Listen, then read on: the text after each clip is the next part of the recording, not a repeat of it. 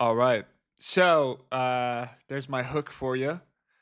Uh, all right. It's Thursday. We are doing another breakdown today, and I'm very excited for this one. The most overpowered tool to use in your email marketing. That's right, folks, ladies and gentlemen, men, women, whatever.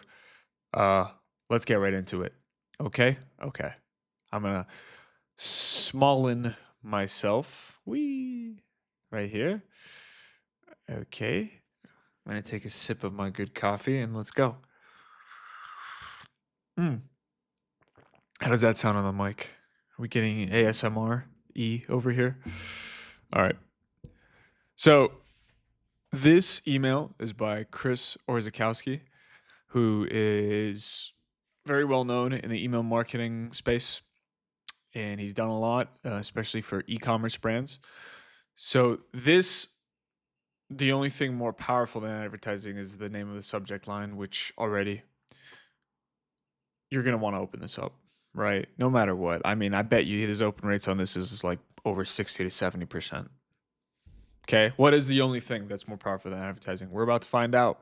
And it's actually the most engaging way. It's part of advertising now. It's the most engaging way to keep your customers hooked, right? And your readers engaged. That was a very weird way to phrase it. I've had a lot of coffee already. We're like 3 cups in, baby. Let's go. All right. So earlier this week, I had a call with a potential agency client. What he's doing, he's setting the stage, right? He's storytelling. You might have guessed what this powerful thing is. It's that. One of the things they mentioned was that they had a really great story behind their brand, and they've never really shared it with their audience. This got me thinking. I thought back to all the brands I love. Maybe it's just the marketer in me, but my favorite brands all seem to have a story. And not only that, their stories are often so powerful. They don't actually need to advertise to me and they still get my business. So this is the benefit. This is why storytelling is powerful.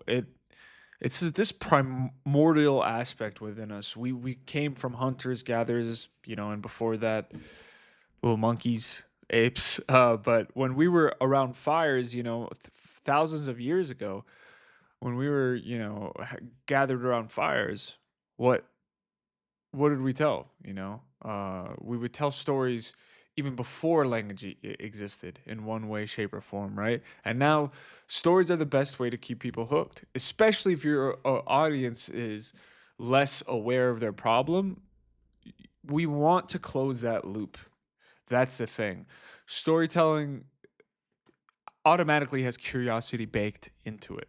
So that's what Chris is going to go into now. Um, yeah. Think about that for a second. Think about what I just said. He's talking about they don't need to advertise to me, right? Which might even apply to you, and it's happened to me, right?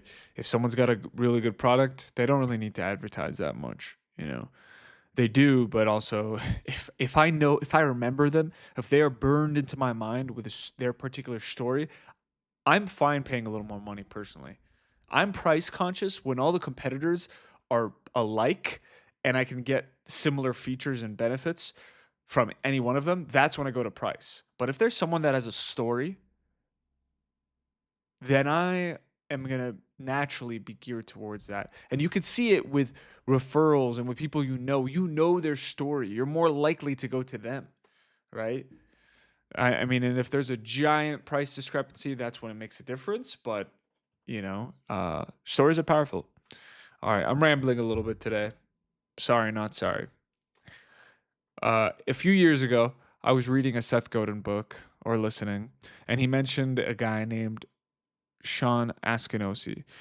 Now, if you've never heard of Askinosi chocolate, you're in for a treat. Haha, get it? So Sean Askinosi was a criminal defense lawyer in his past life, and he was good. In fact, if my memory serves correct, he never lost a defense case. So he's telling the story. If you haven't noticed, it didn't matter what charges you were facing, Sean could get you off. Then one day he woke up and he realized he couldn't keep walking down this path in life. He hated what he was doing, so he quit. He was relatively young and he wanted to find something else, a more worthy cause that he could dedicate his life to. So he started making chocolate, but not just any chocolate. Askinosie chocolate is probably some of the finest chocolate you'll ever taste. So far, he's telling Sean's story.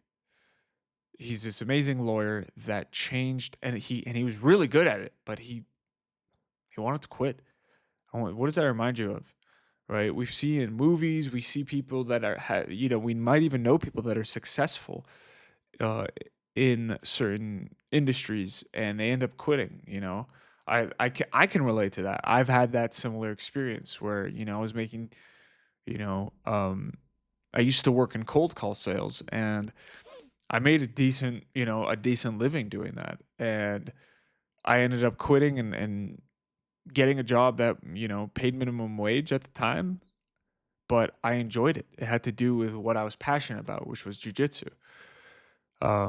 And I can really relate to that, and I know a lot of people can. We want to follow our soul, our passion, whatever that means, right? They're very loaded concepts and kind of nebulous, honestly, but there's something that's very relatable, very emotionally engaging. So you could already tell with the story he's saying you want to learn more. So, and look at this, he's probably some of the finest chocolate you'll ever taste. It's kind of hard to stop reading this email, uh, right? And the reason why, reason why copy is because Sean has completely changed the way chocolate is made.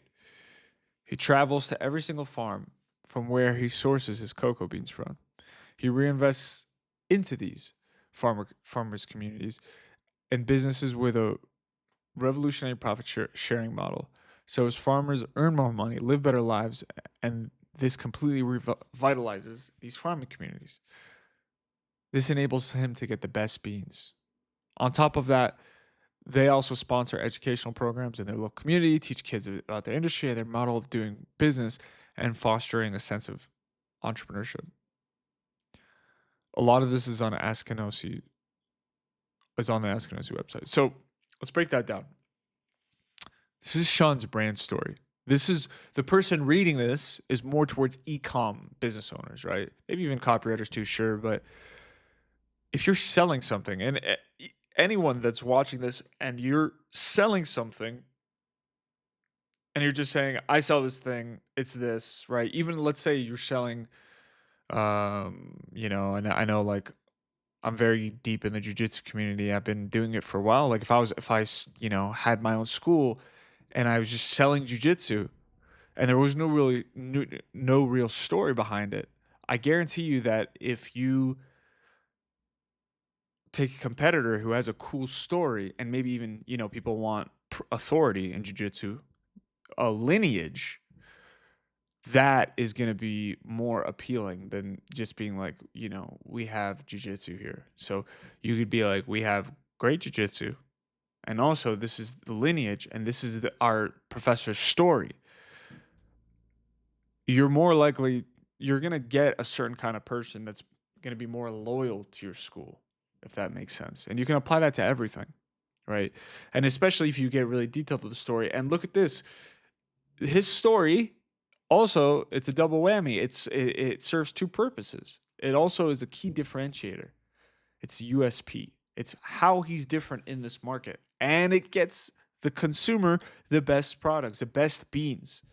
So not only is his store unique, but it's also tied into how it helps, right? Because if you're just telling stories that tell stories, whatever. But if you tell stories and they benefit the person reading it or learning the story, all right, now we're talking, baby. Right. So, but Sean also published a book that unpacks the entirety of his mission and philosophy. I recommend reading it. Now, here's the thing: Askinosie hasn't shown me an ad in my news feed in months. I haven't seen their ads on TV. I haven't been retargeted. Maybe, but I'm off all social media, so I haven't seen any ads. Yet, why is it that years after reading this book, I still remember the Escanori brand and buy from them routinely? It's because of their story.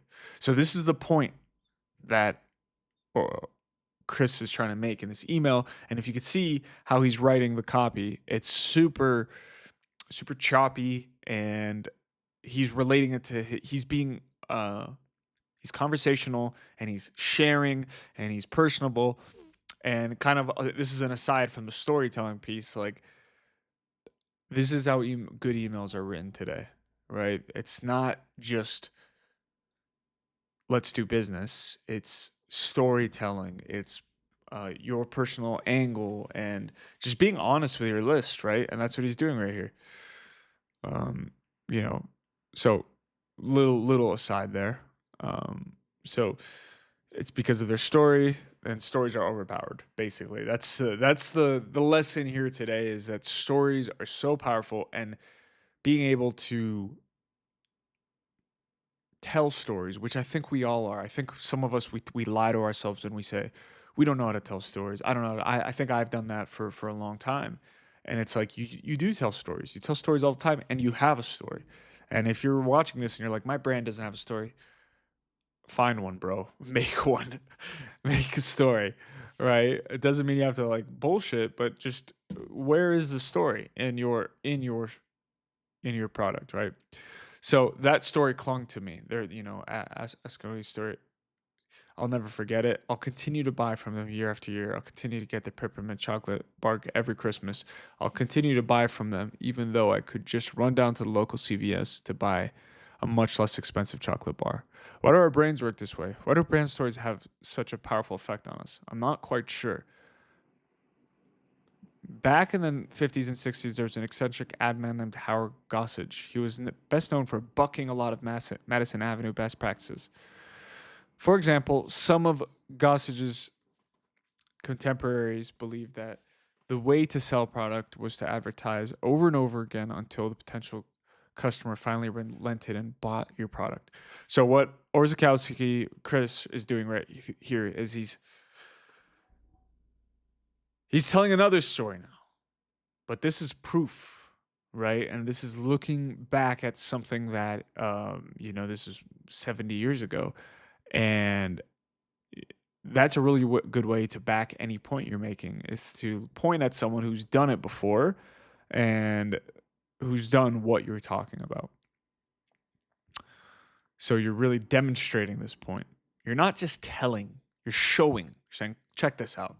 Showing and not telling is copywriting 101.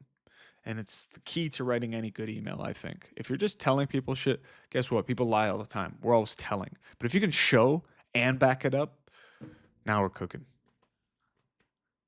All right. So some of Gosage's contemporaries believed that the way to sell a product was to advertise over and over and over again until the potential customer finally relented and bought your product. We're going to show this ad. This is what they would say, right? We're going to show this ad for a whopper 3,400 times in 8 months. We're going to follow you around the internet. We're going to interrupt your favorite shows. You're going to see our logo on the bus while you're riding to work. You're going to hear us on every radio station. You're going to be singing our company's jingle in your sleep as we haunt your dreams. You're going to spend $4.19 at Burger King. We're going to get you one way or another. Also, fuck you. I don't know who actually said that, but this is the essence, right? This is the omni-channel approach. Invade people's minds. Follow them and never loosen your grip. Stuff your consumers so full of media that they can't think for themselves anymore, right? So check it out. He's doing the 1, 2, 3, right? Everything is in threes. It's got that rhythm. Invade, follow, stuff your consumers, right? And he's making it's very rhythmatic, if that's a word, right? And to make this point that this is the omni-channel approach. And by the way, this is what all these big brands do. And it works for people that have gigantic budgets like Pepsi, Coca-Cola. They're not doing direct response copywriting, which is what this is, right? As we'll see at the end here. They're not, that is for small, medium, and some large brands, and direct response copywriting is definitely the most powerful way. But if you have these gigantic budgets, they're spending billions, millions, or billions of dollars a year. That's their whole thing. That's what Coca-Cola is doing as opposed to Pepsi. It's how much affiliate marketing can we do? How much advertising can we do? And how many blips can we be on? It's different than where you're trying to say, this is my product, this is how it's unique, and this is how I'm going to persuade you because I truly believe in what I'm selling. That's where most of the people are. That's where we most should be advertising in. And that's why Madison Avenue and these old school advertisers, they're not actually selling you. They're just trying to get in your brain. Does that make sense? They're not persuading you of anything. They're just trying to show up as much as possible. For most people, that's impossible to do. That's too much, right? It's too much money. But most of the ads you'll see, most of the paid ads that you'll find on YouTube and Facebook, that's all direct response, man. That's getting you into their funnel because they're not going to just show up all the time. The bigger brands are gonna show up more, but they're still doing that direct response style, if that makes sense. So like I'm getting a bunch of ads from Motion, this calendar. Um, you might have heard about it, this calendar app, and I'm getting it because the robots are following every single thing I do, obviously, and probably know that I'm not super organized and that, to some degree, and they're hearing this too, and they're going to continue. They've retargeted me like 7 million times, and it's kind of crazy how many ads they have, but they're just trying to invade, but also follow up with that value, with like how they're different, if that makes sense. So they have the money, but they're also doing all the copywriting, all the marketing, all the direct response marketing. All right. We're a little chatty today. All right. If anyone's making it this far, God bless you. There's, you know, that's amazing. Shoot me a message. I love you. If you've made it this far, I love you. All right. So, okay. Where were we? Gossage would do the exact opposite of this invade versus persuade, right? He'd run one ad one time in the New Yorker, but this ad would have stories so compelling that everyone would be talking about it. And with that one ad, he'd drum up so much business he wouldn't have to even run it a second time. I kind of like this approach. It's why some brands just win. One of the brands I've become obsessed with is Schutt. Schutt is the company that made Peacock's. Here's another story, right? For the U.S. Navy in the war, they created the iconic leather bomber jacket so U.S. Air Force pilots would stay warm while they were flying thousands of feet in the air. A little typo, but it's human. Chris is a human. I'm very fine with that. So you hear a story like that, and how do you ever want to buy from any other outwear brand? You get what I'm trying to tell you here? Your story is important. You could keep going on and on about this topic. I could keep going on, and maybe someday, I will unpack this idea even further. But by now, you might be wondering, how do I share my brand story so I can benefit and win over my customers for life? Well, there are a few ways to do it. One of the easiest way, and this is, by the way, side note, we're getting to the end of this email. I know it's a longer email, but what he's doing here is this is the churn. This is where he's taking everything he's saying, all these stories he's telling you, all of these insights, and he's going to connect it to his product. That is the churn. So he's getting there now. So this is something our e-commerce clients do. Their customers. Oh wait, did I say this already? One of the easiest way to start sharing your stories in the emails is in the emails you send to your email list. So start sharing stories, right? This is something our e-commerce clients do. Their customers love reading the brand owner's story. A bond is built, the brand becomes sticky, and casual customers turn into lifelong fans. So this is the big benefit that these businesses desire. We want raving fans. How do we make a brand sticky? Well, A great story is going to do it. And that's why this is, in my belief, the most overpowered way to market your business, right? It's not all just about storytelling, but if you know how to tell that story, right, you're going to be leagues ahead of your competitors. This is essentially the thesis of Pay Yourself First email copywriting course. I teach exactly how to share stories that not only make a lot of sales, but also build a strong bond with your customers. The only way to get this course is to subscribe to Make It Rain monthly, my print newsletter. If you're not already a subscriber, make sure you subscribe today. As soon as you sign up, you'll get access to the Pay Yourself First course so you can start writing better emails right away. Go here now. Boom. All of that, this entire long ass email, I know it's a longer email, is for him to get to that point.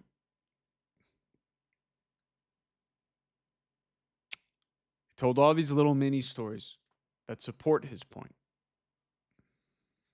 so that he could say, sign up. Boom. That's how we do it. All right. I hope you enjoyed this longer video on storytelling and how to nail the churn,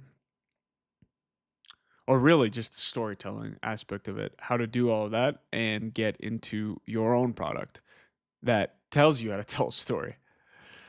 So that's it for today. Again, big kisses if you made it this far. And I will see you here mañana. We got 2 more days for this week. We'll take Sunday off and then we'll go next week. Have a great rest of your day and keep rocking, keep chopping, keep talking, keep doing all that shit. Just enjoy life, man. Bye-bye.